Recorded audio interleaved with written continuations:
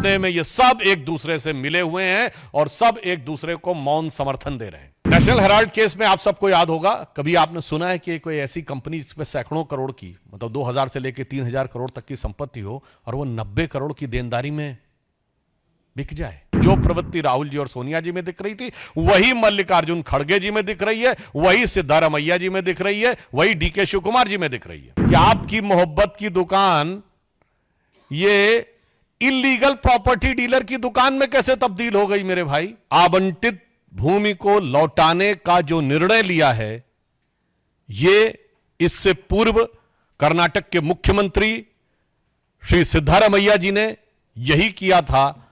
यह स्पष्ट रूप से यह प्रमाणित करता है और यह एक प्रकार से स्वीकारोक्ति है कि सत्ता का दुरुपयोग करके भूमि को हड़पने का कार्य कर्नाटक में कांग्रेस में सर्वोच्च स्तर पर हो रहा था।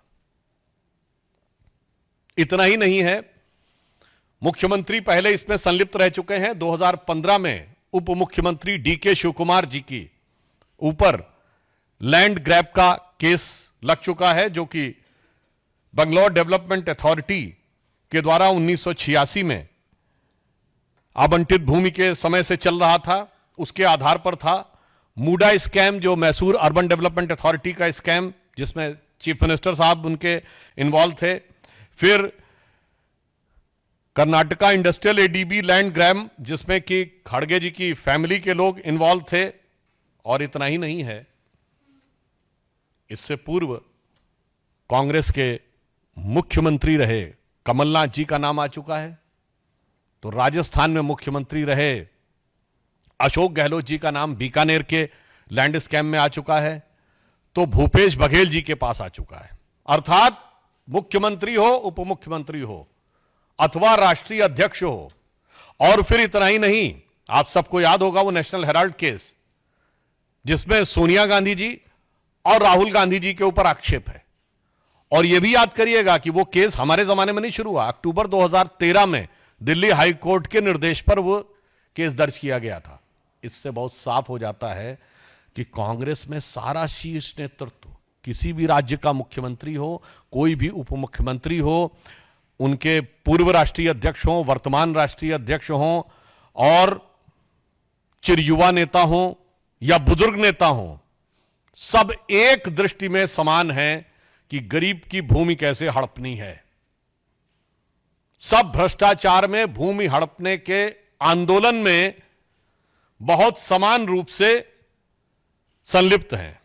कभी कभी मुझे लगता है कि एक वो कांग्रेस पार्टी थी जो महात्मा गांधी के आदर्शों से प्रेरित थी और आचार्य विनोबा भावे जी ने भूदान आंदोलन चलाया था। आज राहुल गांधी जी और सोनिया गांधी जी के विचारों से प्रेरित एक कांग्रेस पार्टी है जो भू हड़प आंदोलन चला रही है। तो यह कांग्रेस का नैतिक पतन है, भूदान से लेके भू हड़प तक।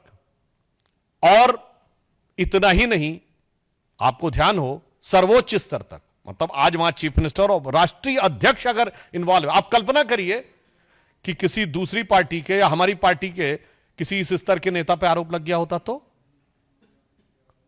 उसके बाद किस ढंग का वितंडावाद मचाया गया होता।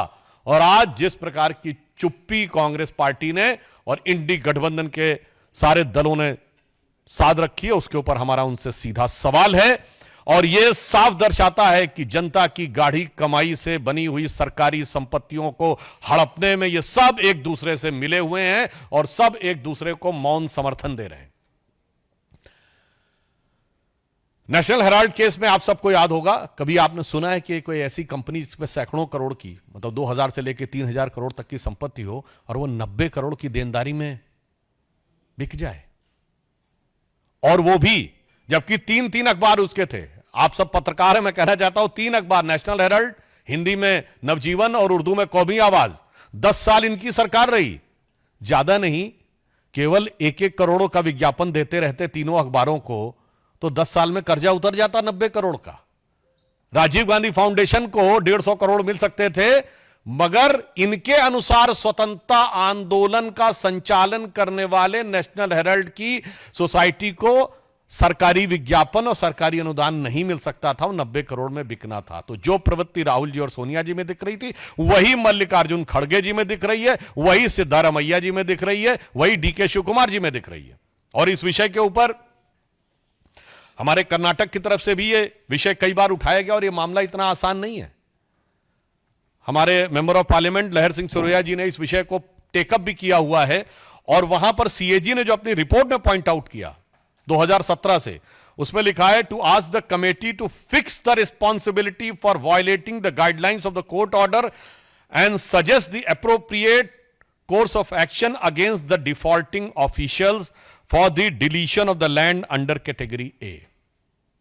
इसका अर्थ क्या हुआ कि यदि आज कांग्रेस पार्टी के नेता सिद्धारमैया जी हों या खड़गे जी हों, वो जमीन वापस कर रहे हैं, तो कोई जमीर नहीं जागा है जो जमीन वापस कर रहे हैं।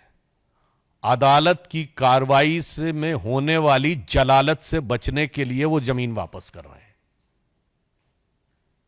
और मैं राहुल गांधी जी से पूछना चाहता हूं कि आप तो कहते थे कि आपकी मोहब्बत की दुकान है, ऐसा प्रतीत होता है कि ये मोहब्बत की दुकान तो किसी भूमाफिया प्रॉपर्टी डीलर की दुकान नजर आ रही है, जहां दूसरों की प्रॉपर्टी हड़पी जाती है, जनता की प्रॉपर्टी हड़पी जाती है और उसके बाद उसको अपने चहेते लोगों को अनुदान दे दिया जाता है। तो मेरा राहुल गांधी जी से साफ सवाल है कि आपकी मोहब्बत की दुकान ये इलीगल प्रॉपर्टी डीलर की दुकान में कैसे तब्दील हो गई मेरे भाई? अभी तक तो उसमें नफरती सामान मिलते थे, जहर बुझे सामान मिलते थे, अब ये इलीगल प्रॉपर्टी की दुकान भी हो गई। इसलिए हमारा साफ मानना है कि कांग्रेस पार्टी आकंठ भ्रष्टाचार में डूबी है और जमीनों के घोटाले में कुछ ऐसी कांग्रेस को जमीन से लगाव है कि जहां जहां सत्ता में आती है, हरियाणा हो, राजस्थान हो, छत्तीसगढ़ हो, कर्नाटक हो, जमीन के साथ इनका विवाद जरूर जुड़ जाता है। और जिस स्तर तक इनके सभी नेता इसमें आरोपित हैं, तो कोई ये नहीं कह सकता कि ये कोई आइसोलेटेड सिंगल केस है, जिसे एक कहते हैं ना कि एक हो तो समझाइए आके कुपही में यहां भांग पड़ी है, यानी एक कोई हो तो समझाइए। यहां ऐसा लगता कुएं में भांग पड़ी है, या ये 99 के नशे में बहुत मदहोशी थी ना कांग्रेस की, तो ऐसा लगता है कि जमीन को देखकर तो उनको ऐसा लगता है कि जिसको देखो वही आज मदहोश है, आज तो मैं दीवाना गजब ढा गया। तो जब से वो दीवाना बने हैं जो जोश के साथ 99 के खुमार के साथ, तब से वो गजब ढा रहे हैं और जनता पे कितना गजब और कहर ढाया जा रहा है वो हमारा साफ है। इसलिए हम कांग्रेस से सवाल कहना चाहते हैं कि आप बताइए कि नैतिकता के आधार पे जिन लोगों ने जमीन वापस कर दी, क्या उन्हें इस्तीफा नहीं देना चाहिए?